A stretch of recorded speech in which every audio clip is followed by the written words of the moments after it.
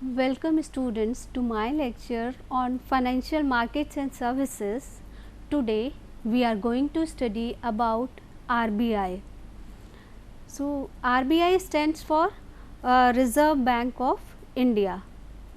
During the before starting the RBI, I would like to tell you certain facts about the banking system. At the time of British era, there used to be the banking system and which was privatized also, and this system under this system what happened, these private banks were doing lots of malpractices, they were doing lots of unfair practices and nobody was there to control these malpractices. So on account of this reason, the British government thought that there should be some kind of regulatory body, like in educational institution we are having directors, like we are having CEOs, in the companies we are having directors, head of the department, and we have teachers for monitoring the students, but for similarly it was thought that there must be a such kind of regulatory body which does not perform any function of the bank, but it would only perform the function of regulating and issuing the guidelines for these banking and for checking the malpractices by these banks. So what happened, in 1920 there was in 1920 a Hilton Young Commission was set up. Hilton Young Commission.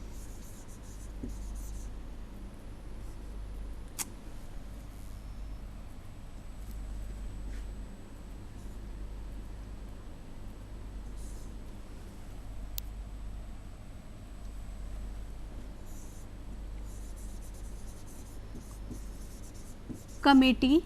This committee was set up in 1920. This is also known as Royal Commission, and the Royal Commission, the function of this committee was to prepare a report on the malpractices adopted by the various banks, and these malpractices and it submitted a report in 1926. In 1926, this commission submitted the report, and it said, the committee said that there should be some regulatory body for regulating regulatory body for the for setting the for checking the malpractices of the bank. So for checking the malpractices of banking sector, in this regard the RBI Act was created in 1934. In 1934. So as per the Act, RBI was established on 1st April. It was established on 1st April 1935 with the paid up capital of rupees 5 crore, as there was the need for paid up capital of RBI was 5 crore at that time. So earlier the when the RBI was set up, so it was a private body, it was there were private shareholding body, and those members they collected 5 crore rupees and they set up a bank, and the head office was located at Calcutta at that time, and it was thought that from Calcutta it would be difficult to monitor the whole of the India. So that is why this capital has been shifted to Mumbai. The headquarters of RBI was shifted to Mumbai in 1937. This time also this body was privatized, it was not a nationalized body. Then just after independence, what happened?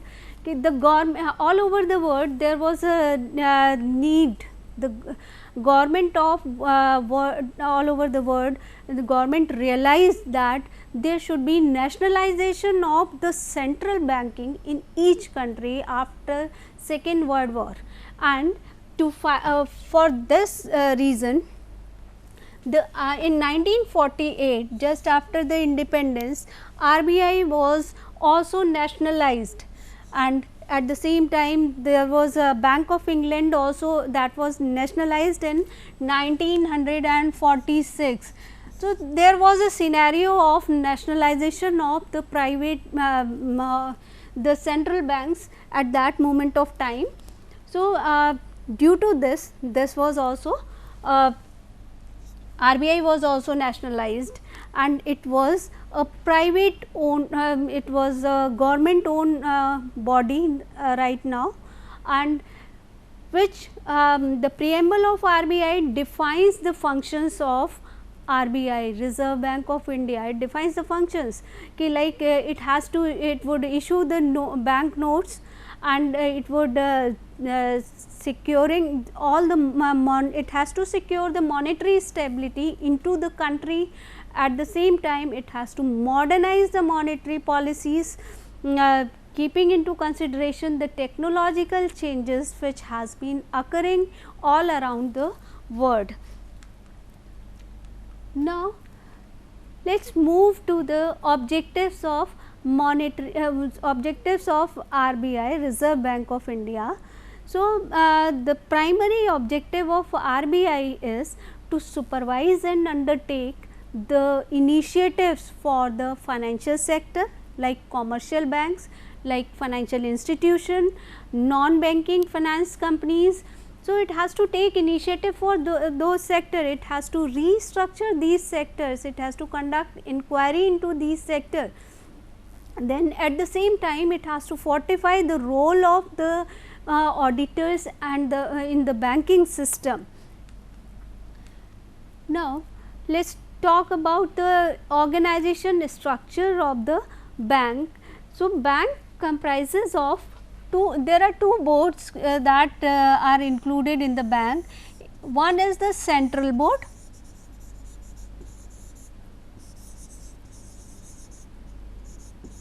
and other is the local board.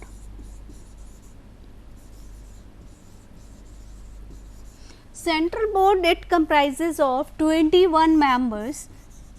There are 21 members into the board. The central board is the apex body of the RBI. So, out of these 21 members, one is the governor,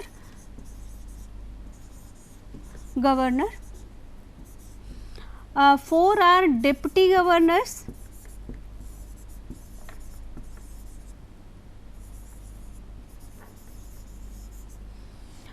then 2 members from Government of India, and these 2 members, one from Ministry of Finance or from Finance Ministry,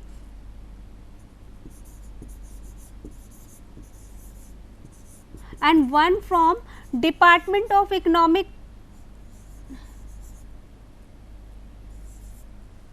and one from Department of Economic Affairs.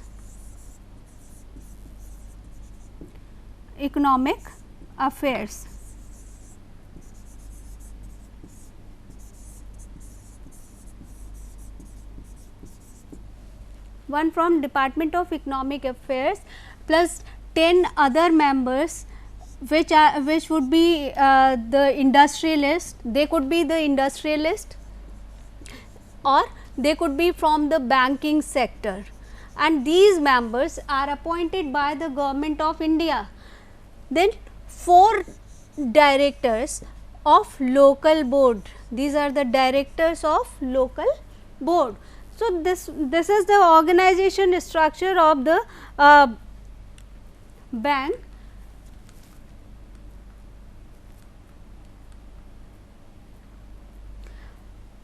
So, RBI governor of the RBI is the chief executive of the central board.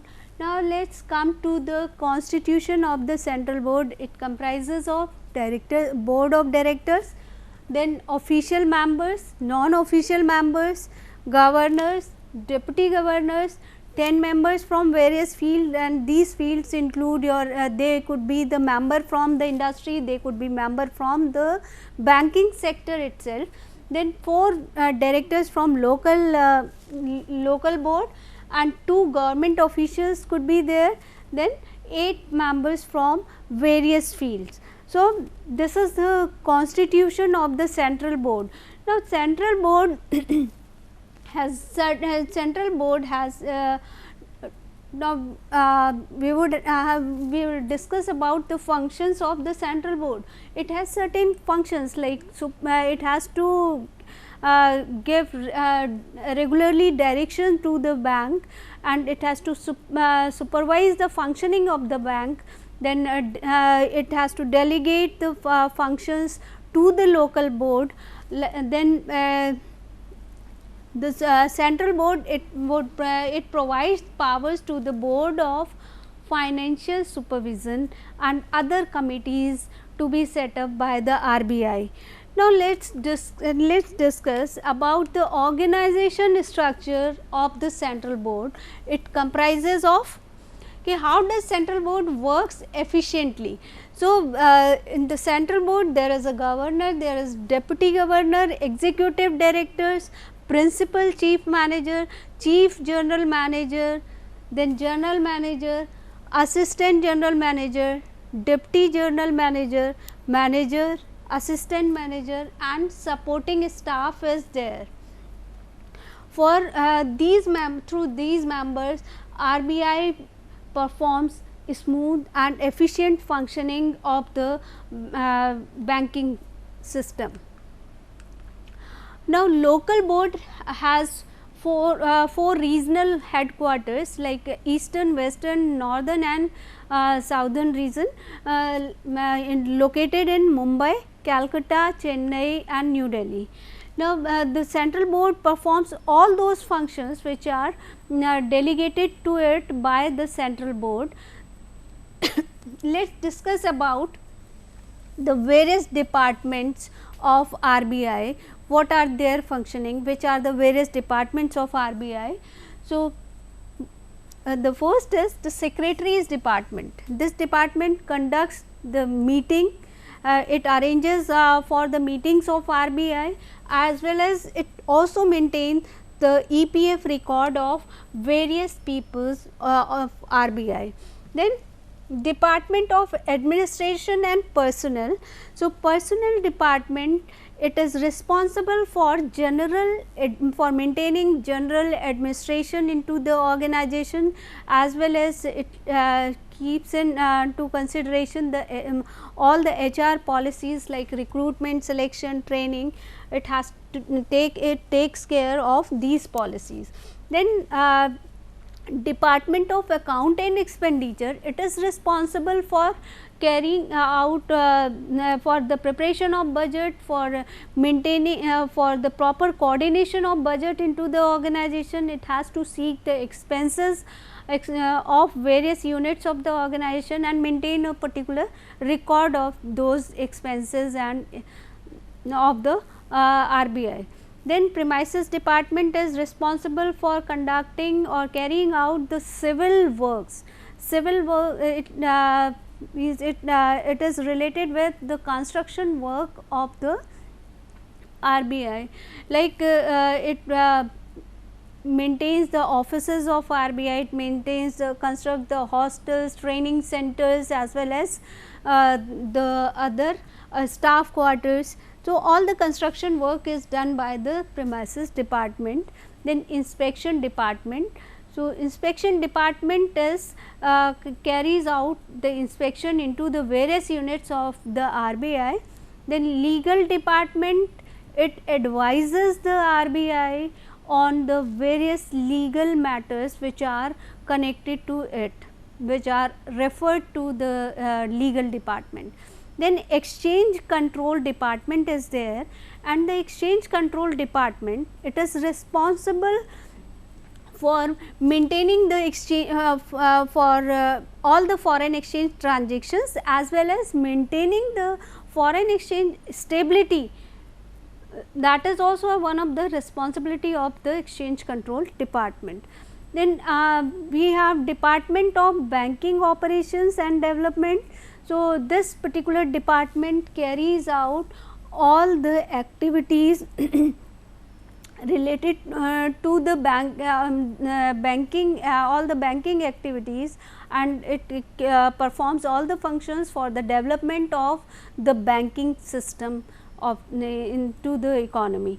Then the Department of Non-Banking Finance Companies, NBFCs, it looks after the investments and the performance and records of all the non-banking finance companies. Then Agricultural Credit Department is there. So, this particular department has to maintain the relationship with the it has to keep a check on the agricultural credit schemes available into the various areas, and to what extent the people are able to get the advantages of those schemes. So, it has to see those things, it has to maintain a coordination between the schemes of the department, between the other agricultural bodies of the which are situated into the rural areas, which help in providing the loans for agriculture.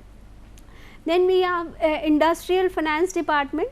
So, Industrial Finance Department provides financing for the small scale industries. So,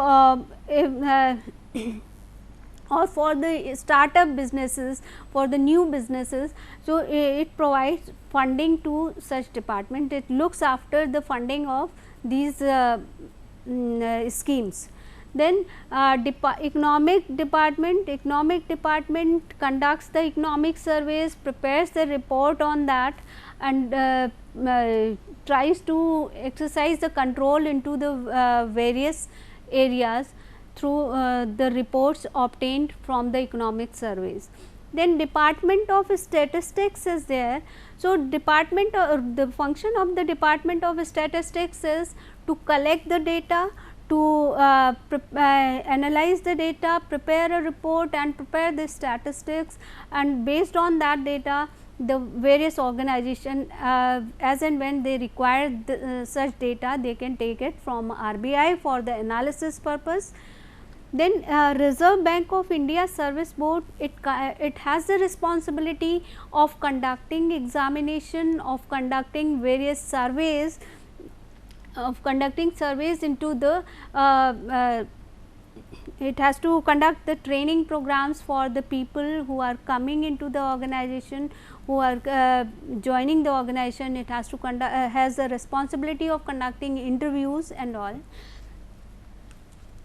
Now, let us come to the role of RBI.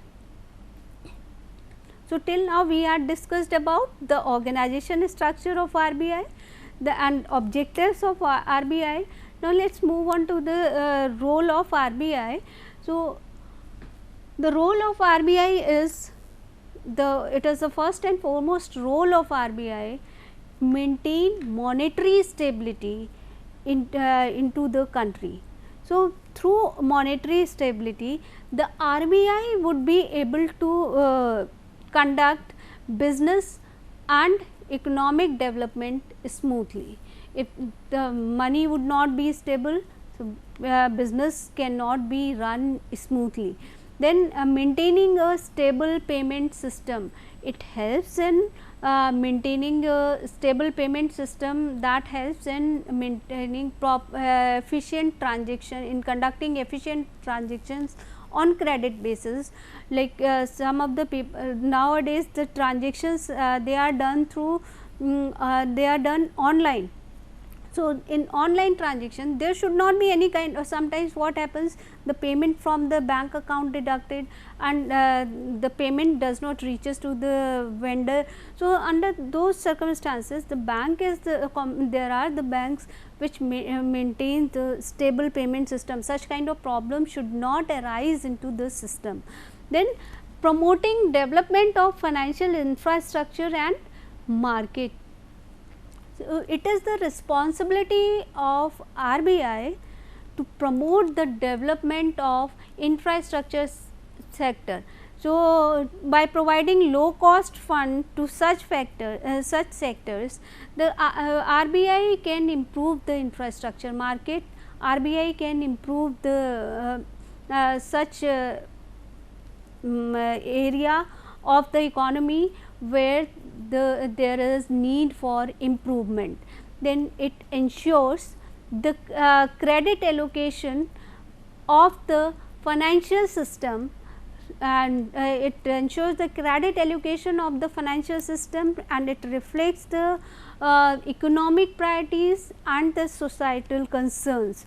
And that means the credit is allocated to those sections of the society where there is need, whichever section of the society is underdeveloped, to that particular sector the credit is allocated in the economy. Then regulating overall volume and credit into the economy to ensuring the price stability. So, if there would be a balancing, there would be an equilibrium between the demand and supply condition. So, between the availability of money and the supply of money. So, under that situation there would be price stability, and RBI tries to maintain price stability in the market. Next is functions of RBI. Now, there are three functions of RBI, that is central banking function, supervisory functions and promotional function.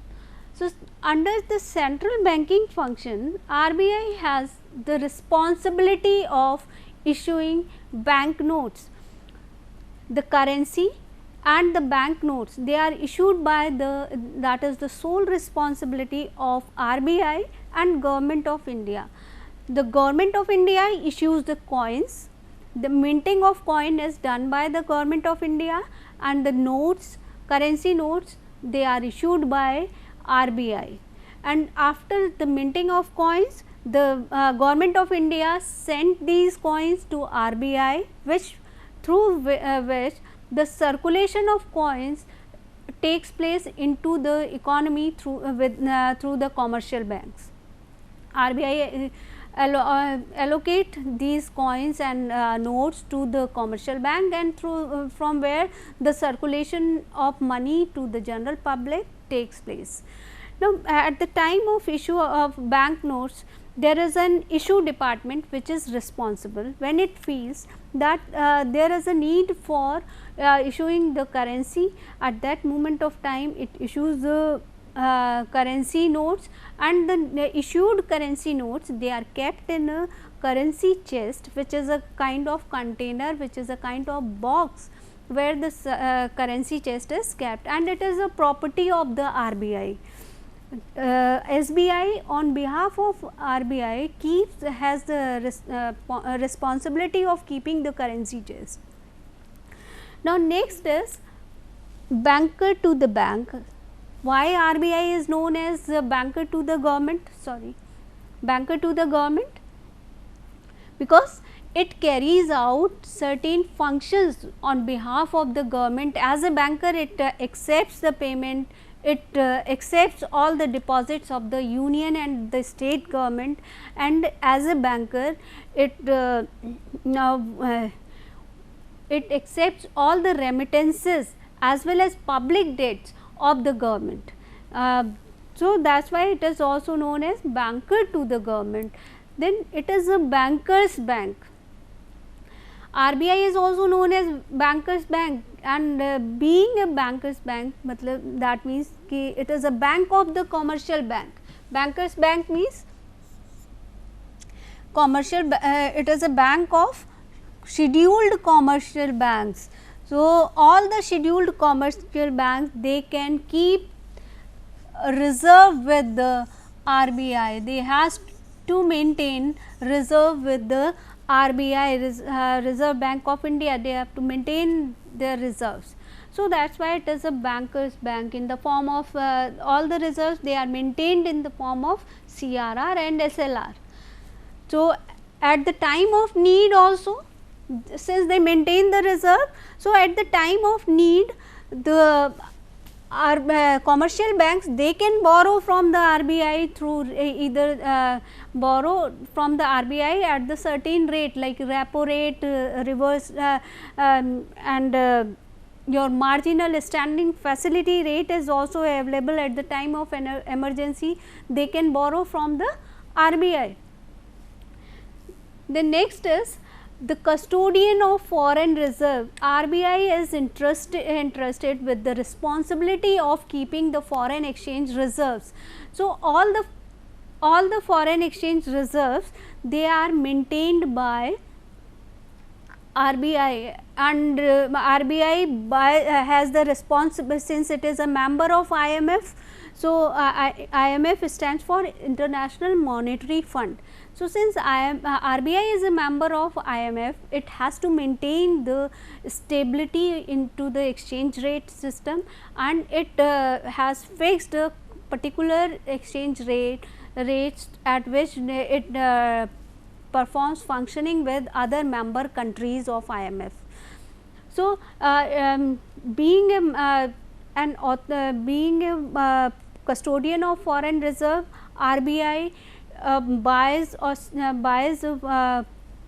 foreign exchange from the authorized dealers. Then next is controller of credit. Through monetary policy instrument, RBI tries to exercise control over the supply and availability of credit into the market. It at the time, if it has to increase this if it seeks that the credit availability into the market has been reduced, so it what it does, it tries to increases the rate of interest, it reduces the rate of interest, and if it seeks that the supply of money into the market has increased, so at that moment of time it would raise the rate of interest. Next is supervisory functions. If we talk about the supervisory functions, they are for promoting and smooth functioning of the policies of RBI. Whatever policies RBI has framed, there should be smooth adoption of those policies by all the banks, and for this purpose RBI has the responsibility of it can conduct an inquiry into the bank at any moment of time. So that particular inquiry can be conducted by the RBI regarding the it has power to issue the license and establishment of a particular branch. Then it can liquidation of asset, management, working amalgamation, all the decisions can be taken by the RBI with the consent, since it has got the supervisory powers. So RBI at any moment of time, if it finds that there is a weak bank, it can go for the merger of that particular bank for the profitability of the bank. So it can take such type of decision, it can supervise the functioning of the organization, it can conduct inquiry into the organization, being a supervisory function. So RBI at that moment of time, it can go for the reconstruction of bank, it can go for the liquidation of bank. Recently we have seen that there was a merger of various banks, like OBC was merged with the PNB. So such type of merger decision can be taken by the RBI. Now it carries out the periodical inspection also. Time to time RBI conducts the periodical inspection into the commercial banks.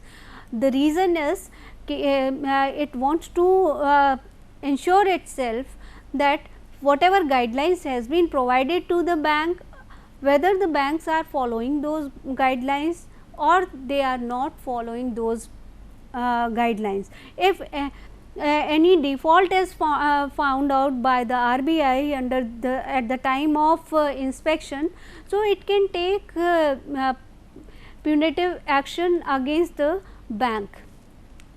Then next is promotional functions of RBI. So, apart from supervisory functions, apart from central banking function, RBI also performs the promotional roles, like it develops the banking system, it has the responsibility, it act as a promoter of the financial institution, it act as a promoter of commercial banks, it act as a promoter of non-banking financial institution. So, for it has set up various developmental financial institution into the country for the development of the country. So, then it has established the bill market scheme. So, and that bill market scheme is responsible for promoting the functioning of bank. Then it promoting regional rural bank is also the one of the area where the RBI performed the promotional function, like with the development of regional rural bank, in the rural areas of the country they could also be developed. The rural villagers, they can also take loans for various small businesses, for various activities, for small very small setups. They can take funds from there, they can avail the banking facilities. Then establishment of Exim Bank. Exim Bank is the Export and Import Bank of India. So, it has the responsibility of promoting exports to the exporters, to the export oriented units. The Exim Bank provides funds, Exim Bank provide low cost loans to the banks. So, it has the responsibility for developing the exports. If the exports will be promoted into the country, so definitely we would be able to improve our balance of payment. Now, encouraging research, this is also one of the function of RBI. Thank you.